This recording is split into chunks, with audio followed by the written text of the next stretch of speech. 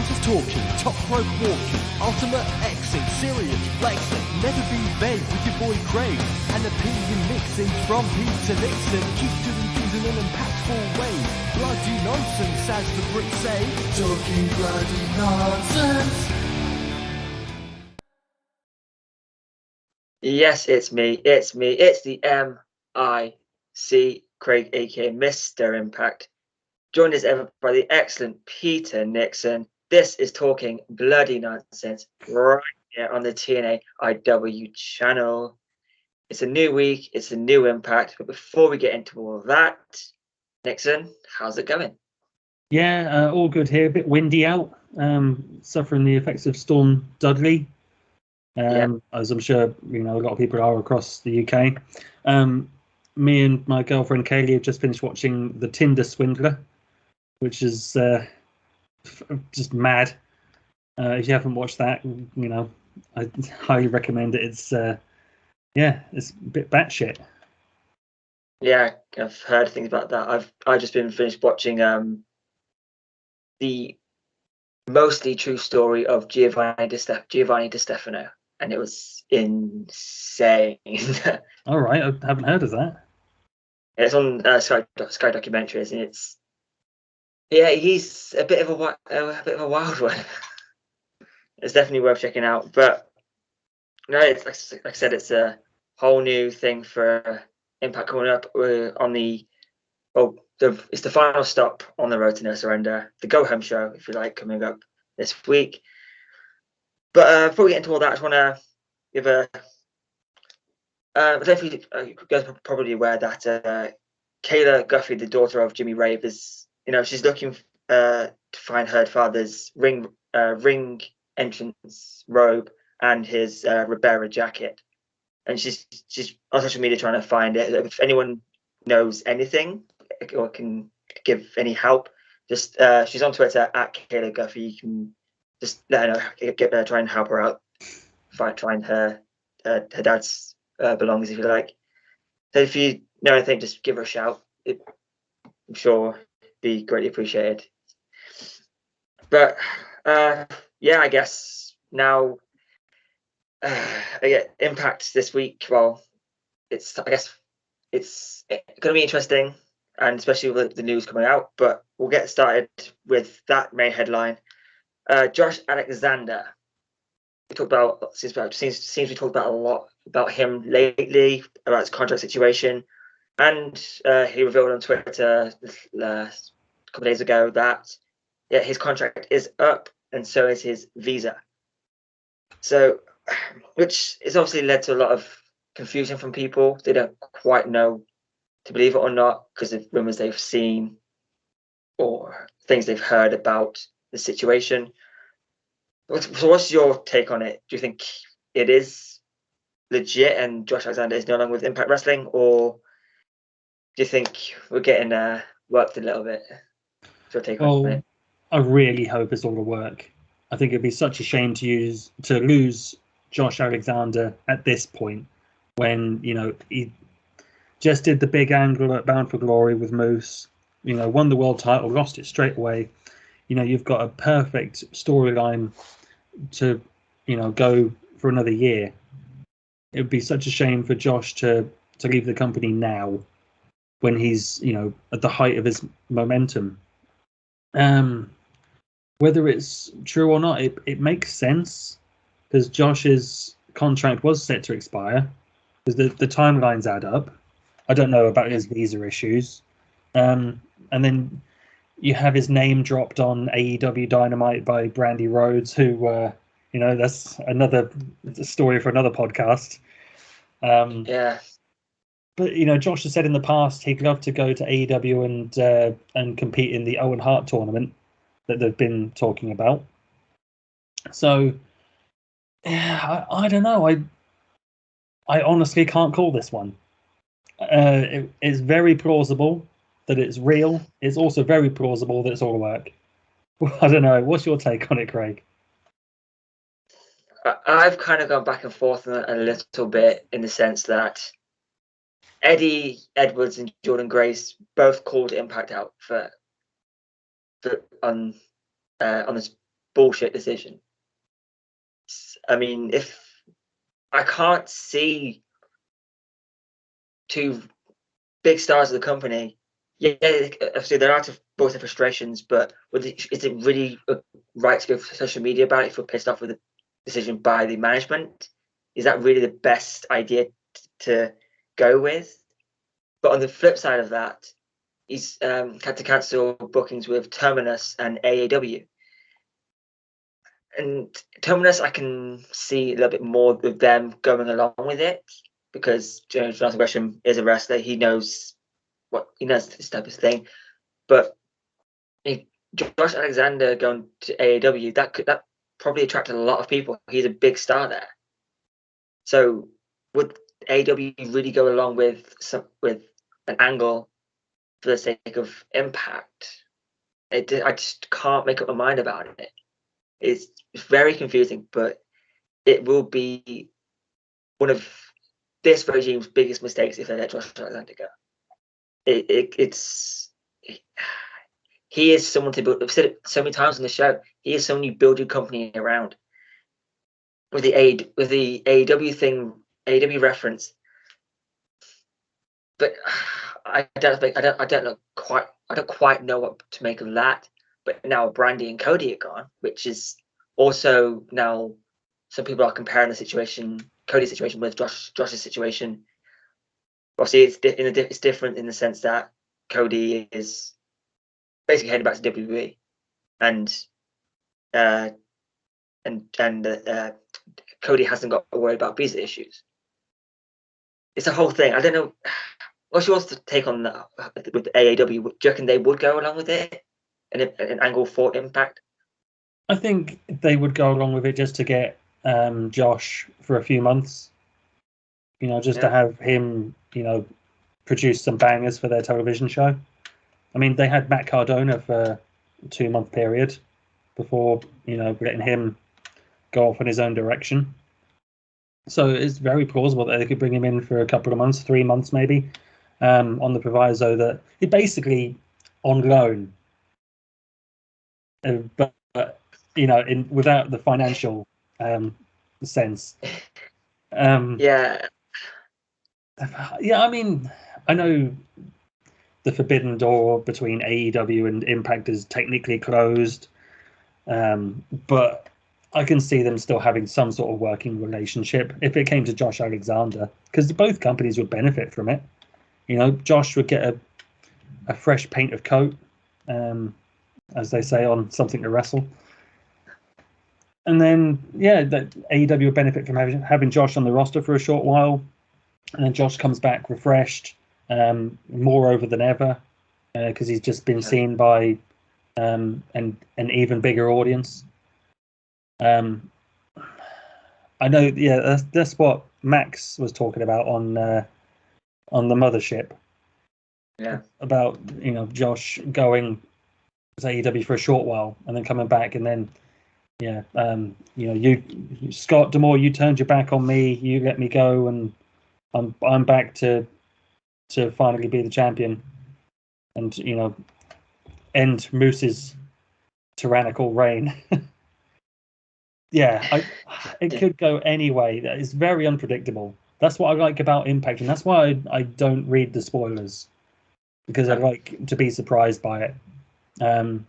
It's not a company that receives a lot of backstage news, rumors, gossip, which makes it fun. It's more of a family atmosphere. And you said about Eddie and Jordan tweeting about this is BS. Why would you let Josh go? Blah blah blah. Mm-hmm. They are company people. They're two of the locker room leaders in essence. So I can see them being on board with doing that. Yeah. That's my take on it. That all makes a lot of sense. The thing I keep coming back to is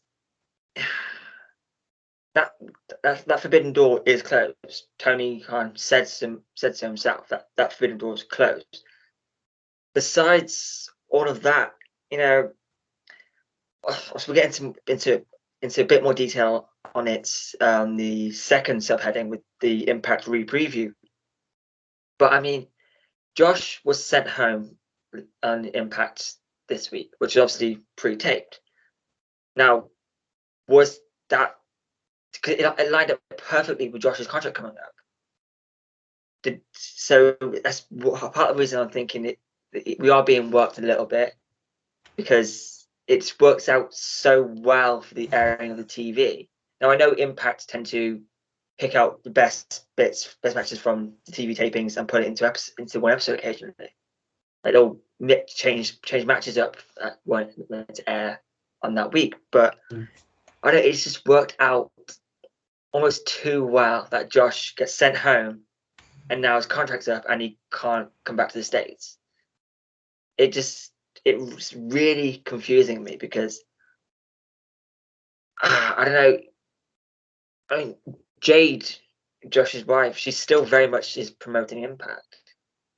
She's retweeting stuff they do, stuff they announce, and I just can't see Josh leaving. But if he is, and like I said, this is one of the arguably the biggest mistake that this current regime made in terms of talent. It seems very TNA to let this happen. Mm-hmm.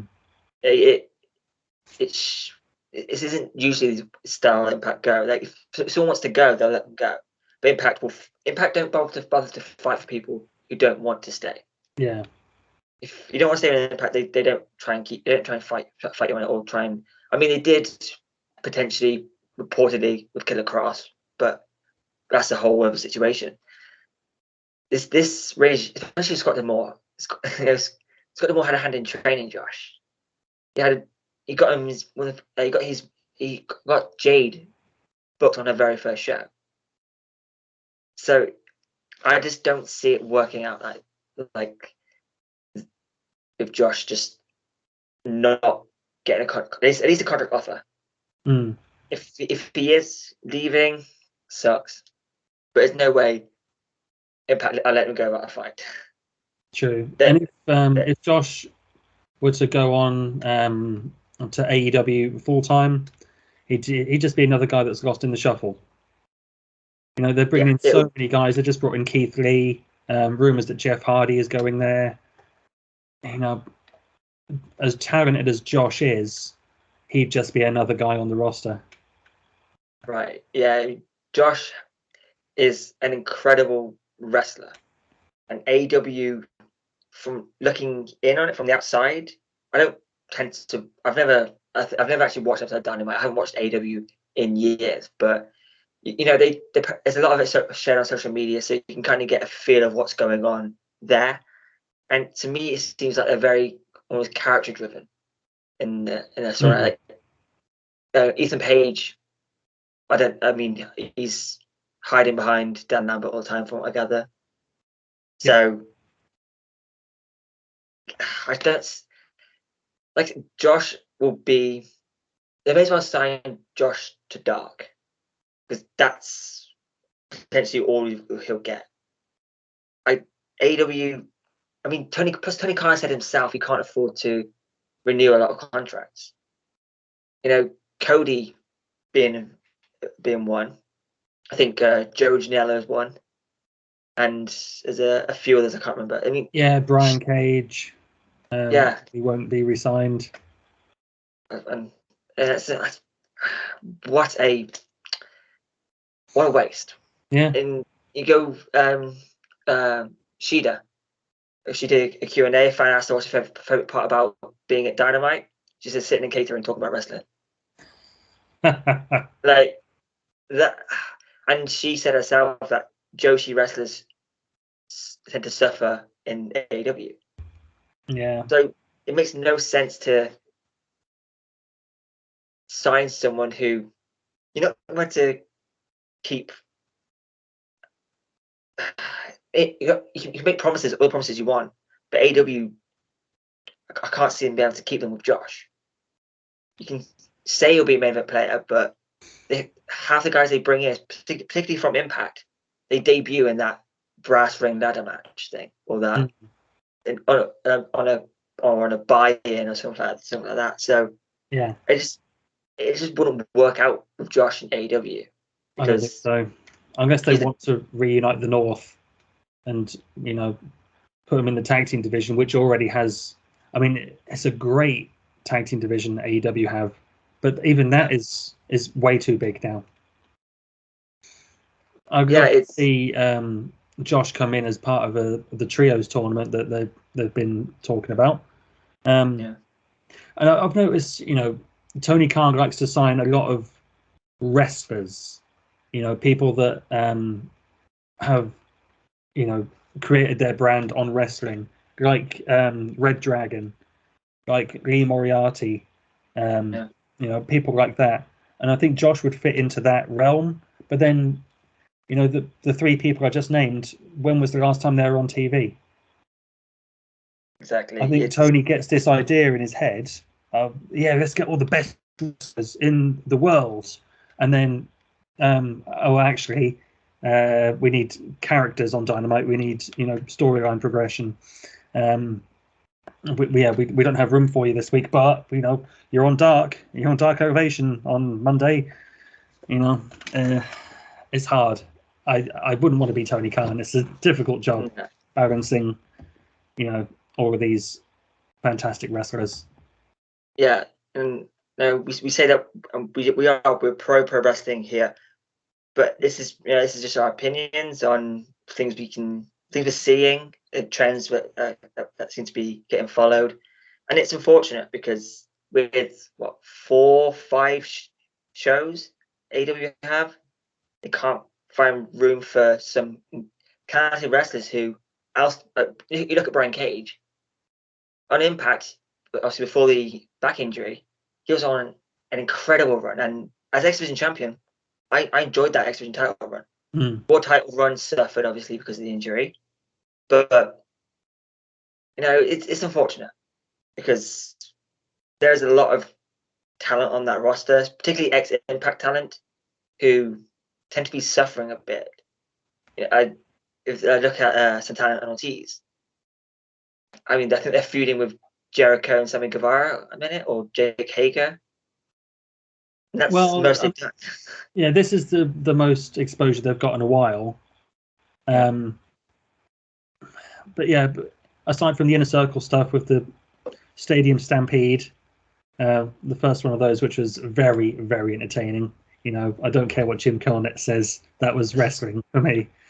They haven't done anything. They've had one shot at the tag titles against the Young Bucks, and they've done not a lot since. They were better off, you know, exposure-wise, you know, on TV every week when they're with Impact. I know obviously they're getting a good salary with AEW, and they can't turn that down. They both have families. Yeah, and I expect Tony will want to keep them when their contracts come up. So I wouldn't, you know, say, "Oh no, boys, you got to come back to Impact." You know, stay in AEW, make your money. But yeah, Brian Cage, if he's not on TV, you know, he's not getting that brand exposure. Right. He's suffering right now. He's getting that, you know, guaranteed money, but then he's not on pay-per-views. He's not getting action figures. You know, there's less of a chance he'll be on the video game, so there's less royalties coming in. Whereas Impact can market him better, in my opinion. Yeah, that's all it's just our opinions on something that we're seeing and we feel about with Impact and AEW. It's unfortunate what goes on, but hey, off on a tangent there. But just to come back we tend to do that, don't we? Yeah, I think we go on more tangents than Jeff Jarrett. Back on Josh Alexander, it feels like we're being played a little bit, and I hope we are. Yeah, I hope we are, because we keep saying it, but Josh Alexander is this damn star, and just you can strap the company to his back, and you know it's in safe hands. So let's move on now to this coming Saturday night, Sunday morning in the UK. We have the No Surrender Impact Plus special, Ultimate Insider special.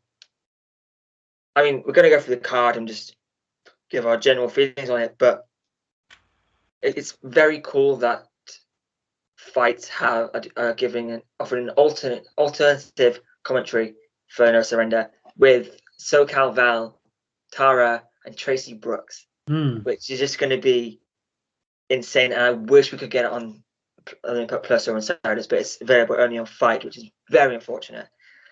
Because it'd be great to hear those three voices again. But I'm sure we'll enjoy it even as much with Tom Hannafin and Matthew Raywald. But yeah, let's get into the card and just get your feelings on it. And because it seems like be a pretty standard plus special card, but it's still going to be some banging matches on that. The main event, it shouldn't be the main event. Moose versus W. Morrissey for the Impact World Championship. Mickie James versus Tasha Steelz for the Knockouts World Championship. Jonah takes on Black Taurus. Matt Cardona, the newly crowned NWA World Champion, Matt Cardona, will face Jordan Grace in her rematch for the Digital Media Championship. Eric Young faces Jay White. It's Team Impact of Eddie Edwards, Chris Sabin, Rich Swann, Rhino, and Steve Macklin versus Honor No More of Kenny King, OGK, Vincent, and PCO. And a 5-on-5, Honor No More win, they stay. The Impact World Tag Team Championships, the Good Brothers finally go face to face with the Brothers of Destiny of Bullet Club. And a match I've seen on different sites, but it's still kind of up in the air. The Knockouts World Tag Team Championships. The Inspiration take on the Influence. I want to get your thoughts on that, and as well, of course, thoughts on the Inspiration versus the Influence, whether you can see that happening, but just thoughts on the card and what you're most looking forward to and what maybe you're not so much looking forward to. Yeah, I think the Inspiration versus the Influence will happen finally, in its proper form for the tag titles at No Surrender on Saturday. And it should be a good one. Looking forward to that. I'm weirdly intrigued by Jonah versus Black Taurus. When they teased it with Jonah going face to face with Decay, I thought, yeah, that's a match I never thought I wanted to see, but god damn am I excited to see it. And then the whole Honor No More and Team Impact, you got so much intrigue there. Like, who attacked Jonathan Gresham? Was it Macklin? Was it Eddie? Is it someone else? Very intrigued to see that one and how that goes down. Of course, the world title, Moose and W. Morrissey, should be a hard-hitting affair. Tasha Steelz gets a well-deserved shot at the women's championship. The knockout championship against Mickie James. That should be a great one. What am I missing? Oh, Eric Young and Jay White.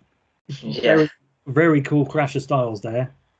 That should be a really good match. That should be fun. And is Trey on the show? No, hasn't been officially announced. Right, because he's been off TV for a while, and he's the X Division champion. Yeah, it's either COVID related or he might have got injured. I'm not 100% sure on that.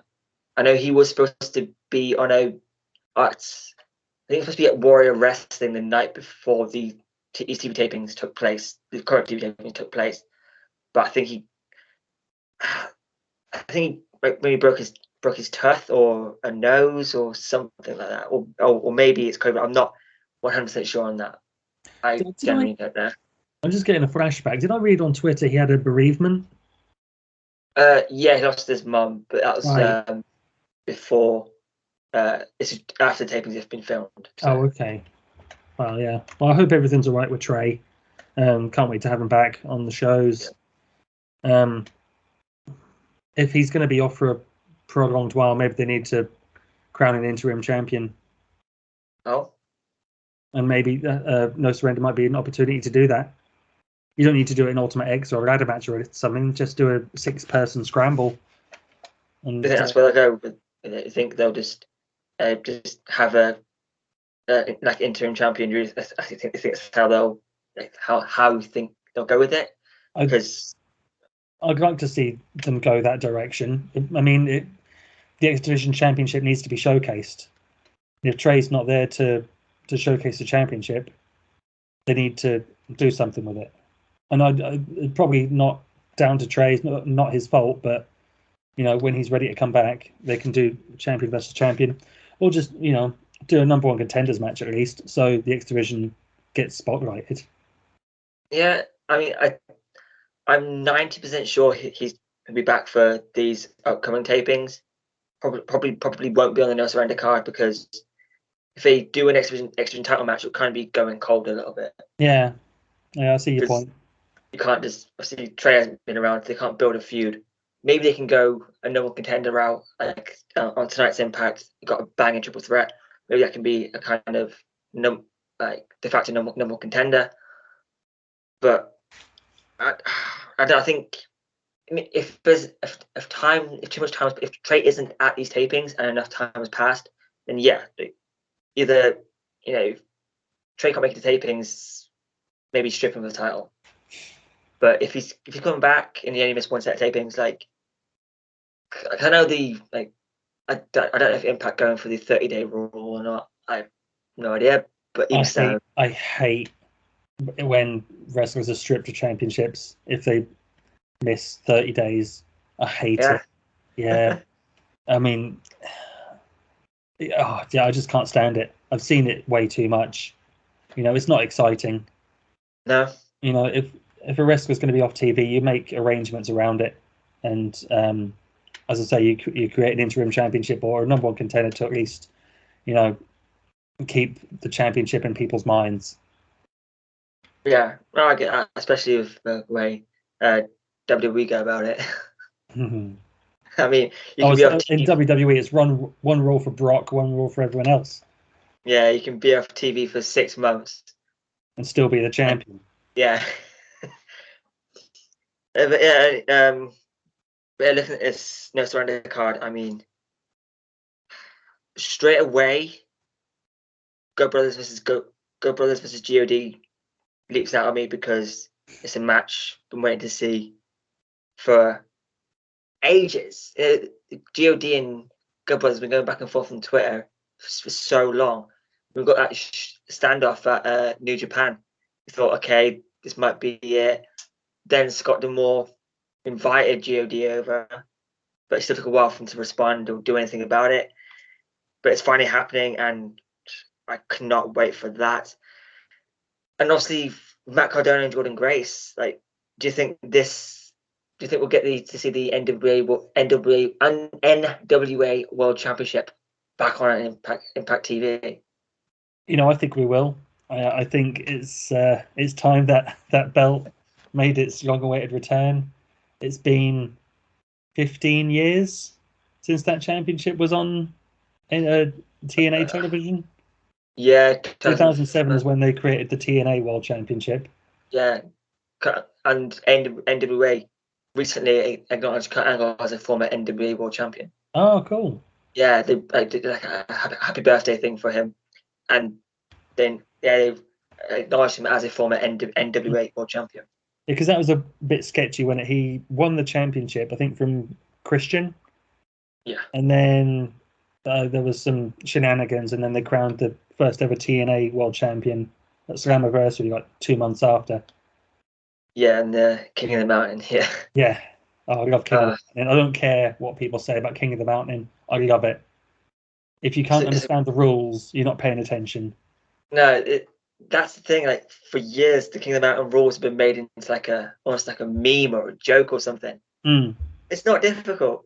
No, it's a reverse ladder match. Reverse ladder match, but you can only hang the title if you pin someone. If you Yeah, pin someone, and they go in the box. if you get pinned, you spend 2 minutes in the penalty box. That's it. Yeah, it's been made into like this whole LOL TNA thing, and it's just not that complicated. The reverse battle royal, now that is still good, but it was still very insane. Yeah. Reverse battle royal, that was just going too far. But King of the Mountain match was a cracking idea. Exactly. But yeah, it's.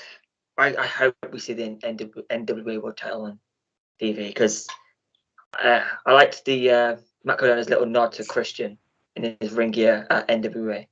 That was awesome, and just because this Matt Cardona, the Matt Cardona we're seeing in Impact right now, he would bring that title to Impact. Like, it fits him so well to do that. So just go ahead and do it, because oh my God, it's be such an incredible to see that title back on Impact TV, and it will show that the NWA and Impact beef has finally been squashed, and they can just move forward and have a good working relationship. So I'm all for it. I know Billy Corgan sued TNA, Anthem, whatever, but it was a totally different management team at that time. What's the guy's name from Anthem? I can picture him. I can't think of his name. Ed Nordholm. Ed Nordholm. When he said to Matt Hardy and the rest of the roster, you can have your own gimmicks.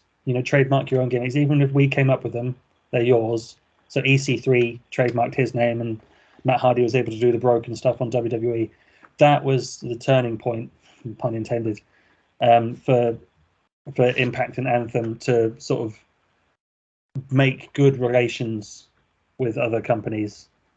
Yeah. You can't fault the way Anthem have been running the company. They've done a phenomenal job. They've got investors. I mean, it's crazy to think that Steve Harvey is on the board of Anthem. Steve Harvey from Family Fortunes. Yes. Steve Harvey had shares in Access TV, and they get yes. Steve Harvey is on the board of Anthem and Sports Entertainment. It's insane. One of my favorite things to watch on YouTube is funny quiz show answers and Steve Harvey's reactions to words that follow the word pork, and the guy says "you pine," and yeah, his reactions to these answers it makes the show really funny. Yeah, like Steve Harvey. That's cool. I didn't know that. Yeah, it's insane, and like with all the all the things Anthem have bought in the past. I mean, their offices are right opposite the Staples Center. Again, didn't know that. Yeah, Access TV studios are dead opposite the Staples Center, which I assume has to be a goal for them. Needs to do like a little place in it, not the full arena, but like just run a show out of the Staples Center. Surely they have like smaller size rooms like they do in MSG. Surely. But yeah, it's just going to be an insane night, and we'll get to our predictions in the final 10. But I guess now we should move on to the second subheading. It's our Impact re-preview. Start off with last week's Impact. Review. Yeah, that thing. Cool. Yeah, that thing. Start off. Josh Alexander came out at the start of the show. But on BTI beforehand, Lady Frost defeated Alicia Edwards, and then Giselle Shaw then made her debut for Impact, which good. But yeah, then at the start of the show, Josh Alexander comes out. Excuse me. Starts to say that he wants to do more title shots. Yeah, same stuff. Then out comes someone as another roadblock, but it's the former NXT Tag Team Champion, Big Con, aka Con of the Ascension. They have a little 2-3 minute match. I think I'm being generous there. Still cool to see Big Con show up. Then security come out, referee come out. Finally, Scott D'Amore comes out to try and stop Josh from beating everyone up. Scott gets to push a shove for his troubles. They have a little back and forth. Josh gets sent home. Then Deonna Perazo issues an open challenge for either one of her titles. And it's accepted by Santana Garrett, formerly known as Brittany in TNA. And she challenges for the Ring of Honor World Championship, Ring of Honor Women's World Championship, which Deonna retains. Then Chelsea Green defeats Mickie James via DQ because Tasha Steelz threw some rubbish in the ring, literally. Backstage, the Inspiration tried to inspire Caleb again. And then a phenomenal promo segment between Bullet Club, Violent by Design, and the Go Brothers. Jonathan Gresham is jumped as he's been added to the Team Impact at No Surrender. OGK defeat Rich Swann and Rhino. Steve Macklin gets added to Team Impact. And in the main event, W. Morrissey defeats Brian Myers in a no DQ match before being jumped by Moose and the rest of the Learning Tree. Yeah, thoughts on Impact this week and all that went on. My favourite part of it. I really liked the match between Deonna Purrazzo and Santana Garrett. Really good wrestling match, and I really liked the finish. I had to watch it twice because I thought, did they muck that up? Did the referee count too fast or something? But no, it was just a really cool pinfall hold, and the ref just counted 3 like you would. Yeah, really innovative. I liked it a lot. I loved the main event with W. Morrissey against the Learning Tree. Not against the Learning Tree. It was essentially 3-on-1. But Brian Myers, to see the state of his back after landing in the drawing pins twice, that was awesome. Yeah. Really like that. I felt bad for VSK having to go through the table at that awkward angle. Obviously, they couldn't. Well, not obviously, but they couldn't stand the table up. I think one of the legs went in on itself. Yeah. So they couldn't prop it up correctly, so they had to prop it up against the ring apron. Which, when Morrissey grabbed VSK and had to chokeslam him round like that through the table that was propped up like that, it looked grim. Another really good show. Can't fault Impact at the moment. They're just on a roll with these amazing television shows. Looking forward to this week's show.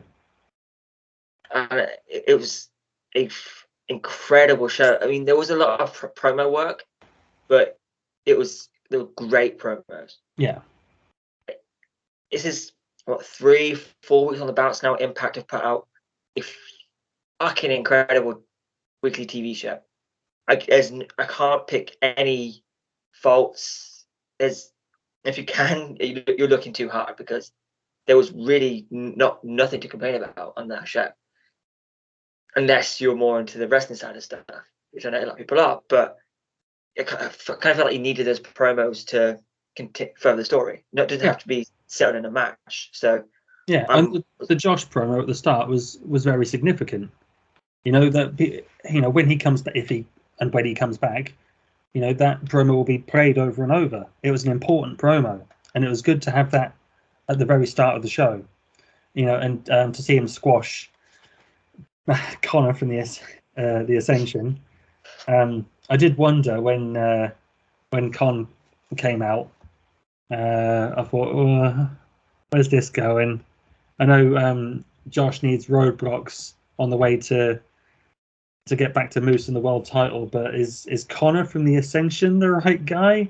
But then to see him literally squashed in a matter of minutes, that made a lot of sense. Connor got a nice payday from it, I'm sure. If we don't see Connor or Victor again in Impact Wrestling, then no big loss really, is it? Connor They're a is on. returning team back in NXT, but then they got to the main roster and you realise they're not that good. No, it was. I get it, but Connor is going to be on BTI this week. Oh well, He's I take it all back. He's facing Eddie Edwards. Well, Yeah. okay. But yeah, sticking with this week's Impact, I agree. Like, with the Deonna Perazo and Santana Garrett match, I wasn't a big fan of Santana Garrett when she was Brittany. I thought it was a dumb character, dumb angle. It was a bad time in the company. They had her be. I think they were almost copying the Mickey James and Trish storyline with her and Madison Rayne. Yeah. It got a bit weird. Then she decided to team up with Samuel Shaw, which again didn't really make much sense. Then she went off to WWE and obviously really improved in the Performance Center. Even though she didn't, I think she only had like maybe 3 or 4 TV matches in NXT. Yeah, she was in the Royal Rumble. Yeah. So she's had some decent showings. So I know she's very much mainly on the NXT level events when they were taking place. But she's still significantly improved her in-ring style and very technical, which I like. I'm a big fan of technical wrestling, and she can go. So I hope this isn't the last time we see her back in Impact, because she did a really good job. Yeah, I just want to go back to that Bullet Club and VBD promo. I mean, I loved that. Everyone in the crowd when Bullet Club came out, everyone was holding up Too Sweet. Everyone. And I don't know why Bay wasn't Too Sweet in everyone, because Jay White and God would just go around giving over Too Sweet. So interesting to see why Bay didn't. But I mean, I guess he's still a villain in Impact. Yeah, there is that. But I mean, I loved every second of those promos, because it felt really exciting to see. This is these guys don't go here, but everyone loves the Bullet Club. I mean, I'm like 99% sure pretty much every wrestling fan has had or owns a Bullet Club T-shirt, and it's 2 in my house. So, yeah, you wore one on the pod last week. Yeah. So Bullet Club just transcends wrestling, if you like. I mean, I don't know how it's going to go down amongst older wrestling fans, like the Attitude Era and stuff, but Bullet Club are potentially bigger than the NWO. It's a very recognizable brand now, especially in the UK. You can go in nightclubs, in the UK, or rock clubs, wherever you like. You go on a night out and you'll see a Bullet Club shirt, like you would have 20 years ago. You'd have seen an NWO shirt. You'd seen an Austin 316 shirt. Yeah, because it transcends wrestling, like you said. Craziest thing is, though, is that you can't really watch New Japan weekly in the UK. You can order pay-per-views. You can.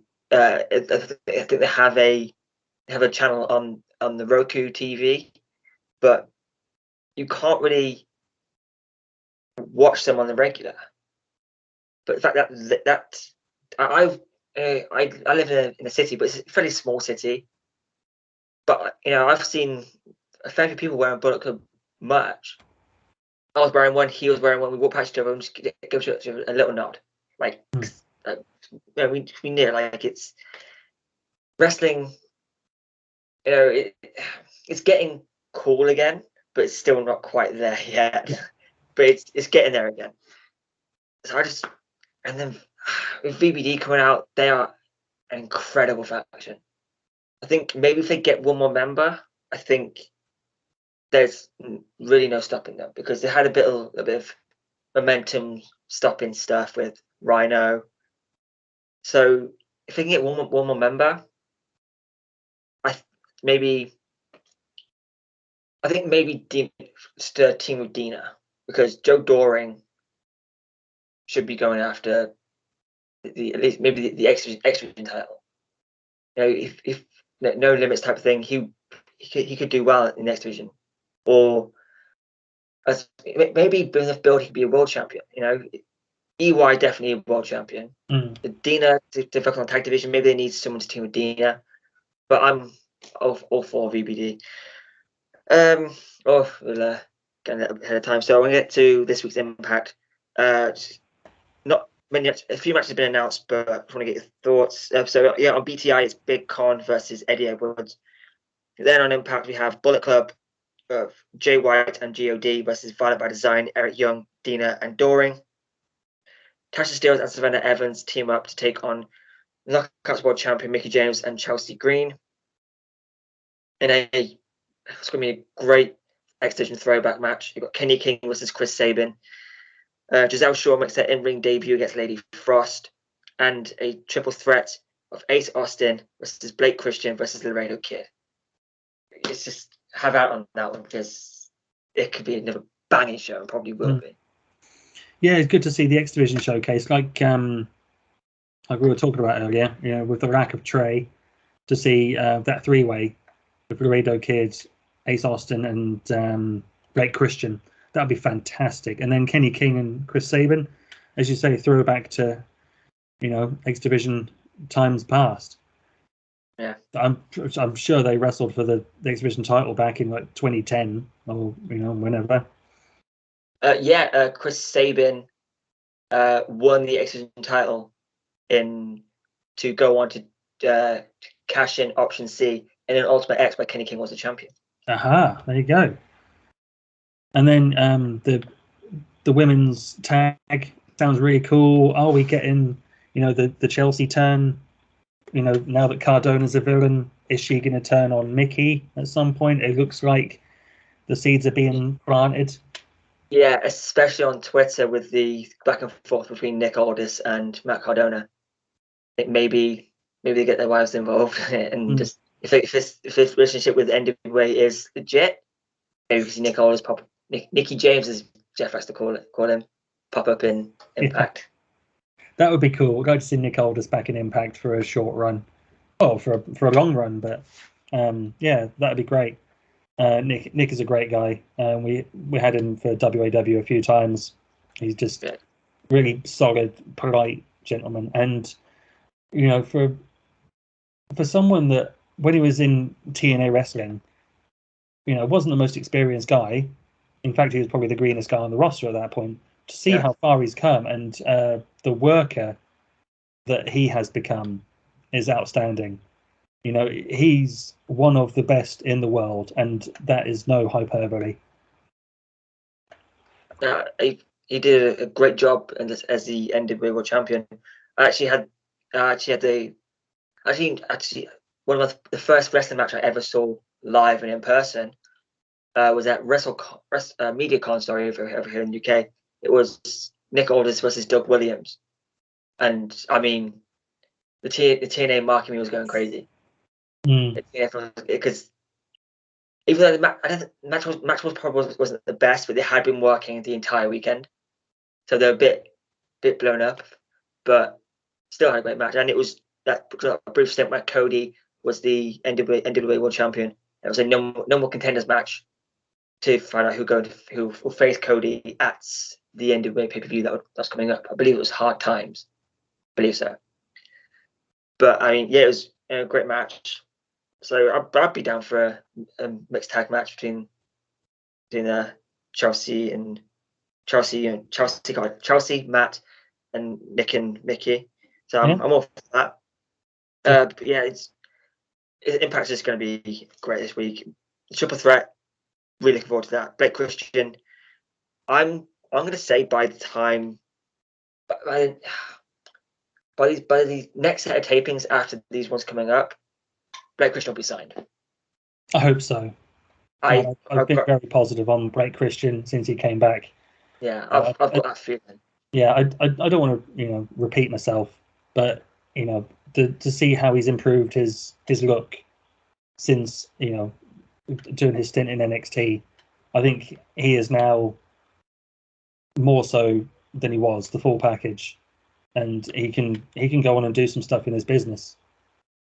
Yeah, I agree, because when Blake Christian first came into Impact with as part of the Super X Cup, yeah, I was leaning more towards Impact signing Casey Navarro, because I felt he had more of a character, more of a thing behind it. But now I'm all behind Blake Christian coming in. But yeah, it's gonna be a great match. Kenny King, Chris Sabin's gonna be amazing, and I can't wait to see that, because that's like a throwback to when I first started watching. So I cannot wait. Just Giselle Shaw making her debut, even better. Bullet Club and by Design. So it's just gonna be great. But now we're into the final 10-10 turn.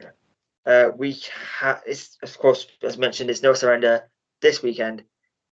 So let's go for predictions. We'll go match by match, and we'll give our predictions on it. So it'll start with the world title match, the Impact Men's World Title. We'll go with Moose versus W. Morrissey. Who do you see winning that? I can't see Moose dropping it at No Surrender. I'm going to write these down, by the way. We're going to do our predictions contest as per. I think Moose beats Morrissey and moves on from that, because they've been feuding for a couple of months now. It's time for Moose to move on from this rivalry, and you know, Morrissey can take the loss and, you know, move on. He's proven himself already. You know, he can go on and feud with someone else now. Yeah. Moose. I agree. Moose, Morrissey, I can definitely see in the future being the world champion. Not right now, because unless this Josh Alexander situation is true, I don't see any other way of this title run ending any other way than Josh Alexander becoming the Impact World Champion. I just don't see it. So yeah, I'm gonna have to go with Moose on this one, because Morrissey will be a great match. I can't deny that, but it's definitely Moose is going to retain this one. Maybe with some shenanigans. Yeah, but Moose will. Oh yeah, it won't be clean. No way. So let's go on to the Impact Knockouts World Championship. Mickie James defending against Tasha Steelz.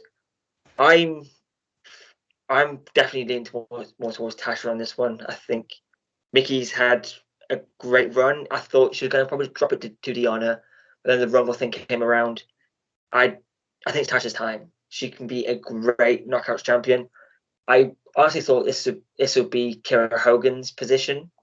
I thought this would be where Kiera Hogan would end up, but I'm cool with being Tasha. I can see Tasha Steelz becoming the new Knockouts World Champion. What's your thoughts? I think Tasha's better than Kiera. I don't think Impact are really missing Kiera Hogan. You know, all the luck to her. Another person that went from Impact to AEW and is on Dark every week, unfortunately. She was on the first ever Rampage, but that's all she's done. That's literally all she's done on TV for AEW. Anyway, off on a tangent. We love Tasha Steelz. She's fantastic. I'm going with Mickie to retain. Okay. Yeah. Yeah, I just can see it happening. I think Mickie. I don't think Impact intended on her being Knockouts champion for this long. I thought it would should come in, have a decent run as Knockouts World Champion, have a memorable run, but it wouldn't be as long as it was good. I thought they were going to put it back on Deonna. I don't know why, but yeah, when the Rumble thing came out, I thought, okay, it's not going to put it back on Deonna, so I can see Tasha becoming Knockouts World Champion, and hopefully soon a member of the Bullet Club, because she'll be a phenomenal fit. She's a great fit for Bullet Club. Yeah, I agree with you. I don't think Impact management intended to keep the belt on Mickie this long, but it's working. It's been, she's been a great champion. I don't see any reason to take it off her just yet. And Taz should be the perfect person to dethrone Mickey, but not just yet. That's fair. You know, I'm just trying to see where it can go next, type of thing. Yeah. Maybe it does lead to Chelsea turning on Mickey and Mickey winning Chelsea winning the Knockouts title. I hope not. I sincerely hope not. But maybe that's where they're going if they are going to do the turn, the whole thing of Chelsea and Matt as the heel power couple, if you like. But I guess we'll soon see. A hoss fight, but mixed in with some real athleticism. We have Jonah versus Black Taurus. Just take on that one. You can see one on that one. I've said it before. I think Black Taurus is a little bit wasted in Decay. He's sort of been in the shadows of that group. You know, sort of not hiding, but hidden behind Rosemary and Havoc. Yeah. So it's good to see Black Taurus featured in a singles match. It's the first time he's really been featured since he challenged Josh Alexander for the X Division Championship. I'm looking forward to a good showing, but Jonah over. I agree. It'll be Jonah for this one. He lost to Josh on the pay-per-view. He's been stacking up wins, but yeah, I think Jonah is gonna win this one as well. I just can't see it going any other way. I like Black Taurus. I think he's great, and when he's in a match, he can really stand out. But this one's going to Jonah. Decay will be alright without a win. Exactly. And Jonah lost to Josh on pay-per-view. He needs a win here. Yeah. So it's got to be Jonah on this one. And now for the Digital Media Championship, Matt Cardona defending against Jordan Grace in her rematch. I'll keep it short and simple. Matt Cardona is going to win because there's no way they're going to stop this momentum. Yep. Nothing more needs to be said about it. I'm sure it'll be a great match. I think Jordan Grace is one of the best wrestlers in the world, but Matt Cardona is on such a run. It wouldn't make sense to take the Digital Media Internet Championship off of Matt Cardona right now. There's nothing else needs to be said on that one. Like I said, it'd be a banging match, but it makes all sense in the world to keep Cardona's momentum going. And one that could be quite tough to call, we'll go with EY versus Jay White. Eric Young versus Jay White. Thoughts on that and who's going to win it? This is probably the one that's the toughest to call. I don't see Jay White coming from New Japan to Impact to lose on pay-per-view. At the same time, Eric Young, has got momentum. He still needs to maintain that momentum. Maybe we don't get a winner here. Maybe it would just break out into a schmoz and it's some sort of double DQ with VBD and Bullet Club. Oh yeah, I'm going no contest. No contest. This really is a tough one. Because Eric Young, VBD need a win. Like I've had wins along the way, but VBD needs some more wins because they can be a great faction, but losing can really hurt the momentum a lot when they do lose. But again, Jay White hasn't lost an Impact, I believe. But he's teamed up with Bay against Finn Juice and beaten Juice Robinson. So I'm gonna go with Jay White on this one. Okay. I think that's the more likely possibility out of that. So I'm gonna stick with Jay White. Yeah. Still his era. Mm-hmm. Then we have a 5-on-5 tag team match. Team Impact versus Honor No More. Yeah, sure. On this one, I think Honor No More win because someone on Team Impact is going to help them win. I think it might be Eddie, but could very well be Steve Macklin, or maybe potentially Ian Riccaboni now. Yeah. I'm going off on Ian Riccaboni a little bit. So yeah, I think Honor No More win and they stick around for a bit longer. For take. Yeah, I think Honor No More have to win so they can stick around a bit longer. I can't see this rivalry finishing before Supercard of Honor in April. I think that they are here until then. After that, Who knows? Some of them might stick around, some of them might not. I know PCO was signed. I think Vincent might be signed too. The OGK, I'm not entirely sure. Same as Maria and Kenny King, if he's just here for the short term. So yeah, Honor No More need to win. Whether we find out who the mole is on Saturday, I'm not sure. Maybe they play that one out a little bit longer, but something there needs to be some sort of sabotage, intentional or not. To me, it feels very aces and eights. Yes, exactly. Before, but it's especially with Jonathan Gresham being attacked, it feels more like the ace and eight situation now. Like when Mr. Anderson got attacked, and then Buddy took his place in the tag team match, which led to ace and eights being allowed in the company. Yeah. I can see maybe Macklin eating the pin on this one. Macklin eating the pin, so he could be suspected as the mole. Yeah. Yeah. Okay. Yeah, that's fair. I see Macklin eating the pin on that one. Now we have the Impact World Tag Team Championships. Good Brothers defending against the Guerrillas of Destiny, Tama Tonga, Tangaloa of the Bullet Club. How about on this one, your winner and we think? I think God take the titles because I think Good Brothers, them having the tag titles has become boring. It's harsh, but I'm a fan of Carl Anderson. I think as a singles, he's fantastic. Yeah. As a team, the Good Brothers, I just think they're shit.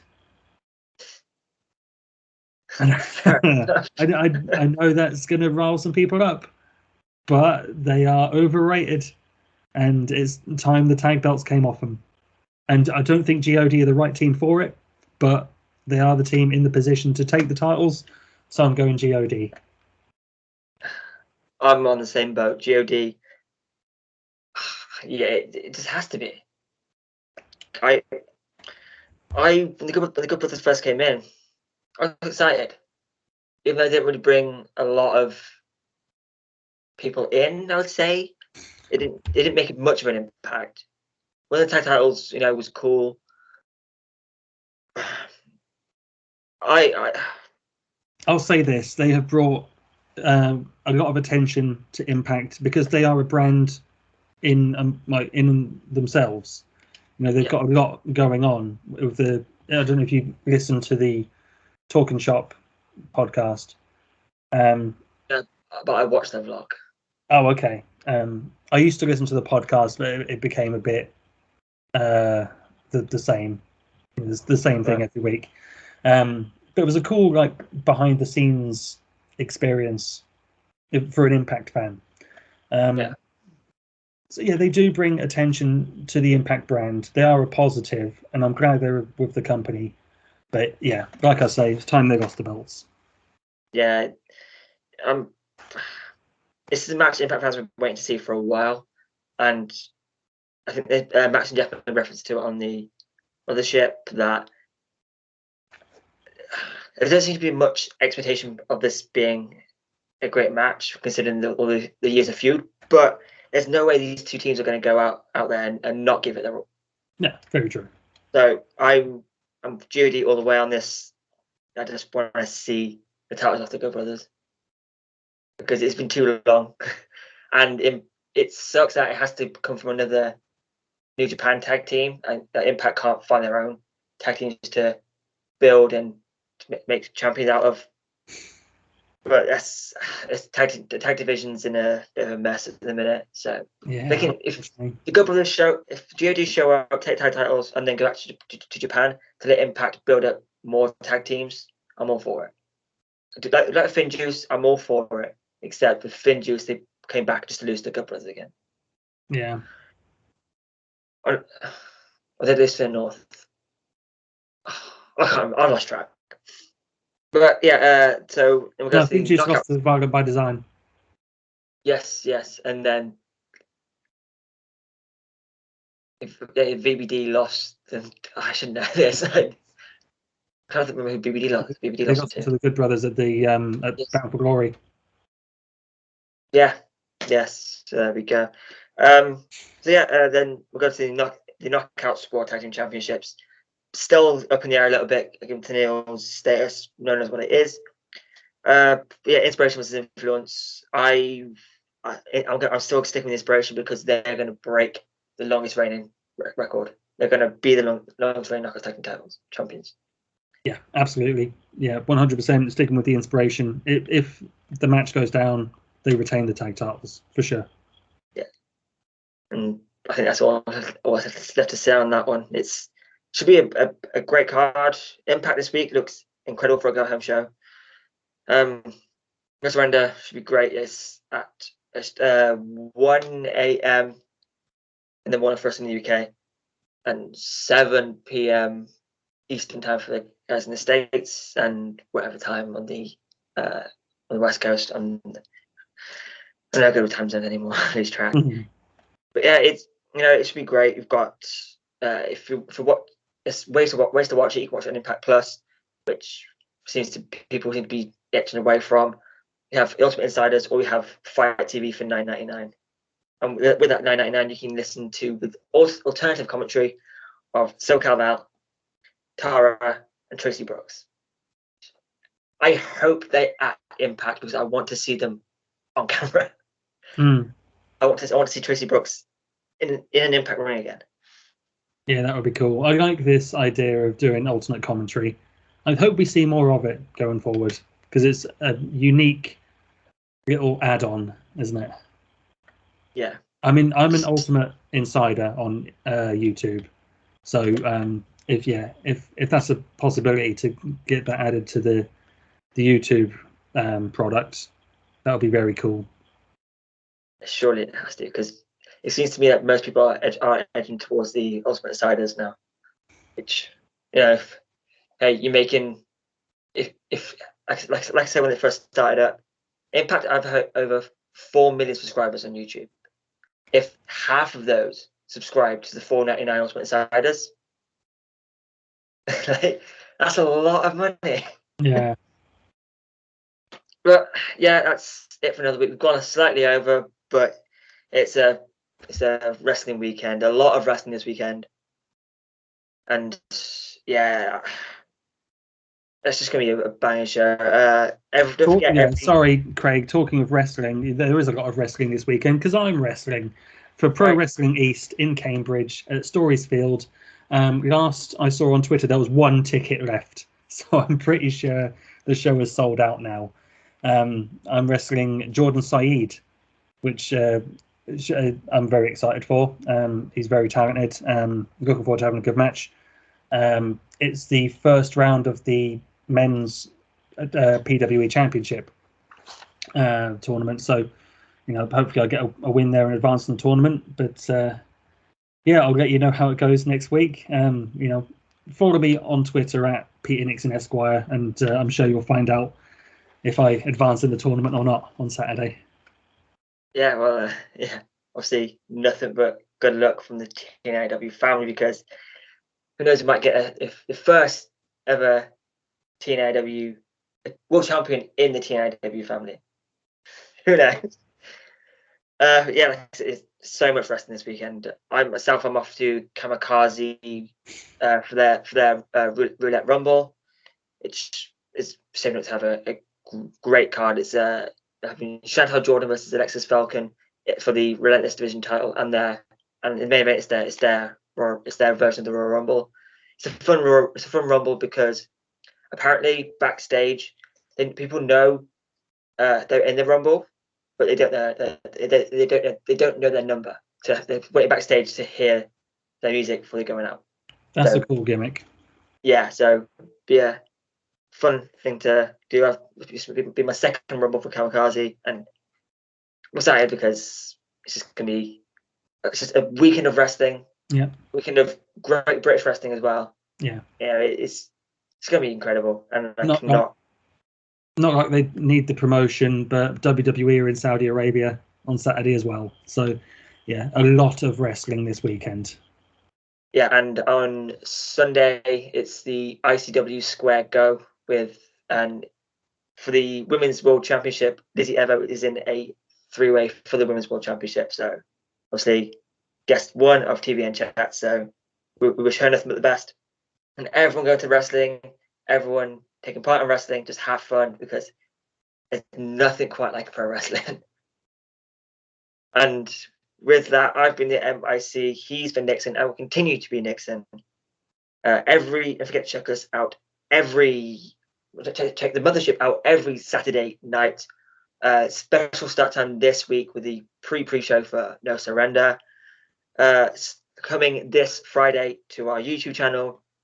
It's the latest episode of TBN Chats with PJ Knight, part of the legendary Knight family of British wrestling. So enjoy that. Watch out for that. Anyone you want to see on TBN Chats, just let us know. We want to interview the people you want to hear us interview. You want to see us interview. So just shout us out, tag the wrestler, let us know. And until next time, goodbye, my friends.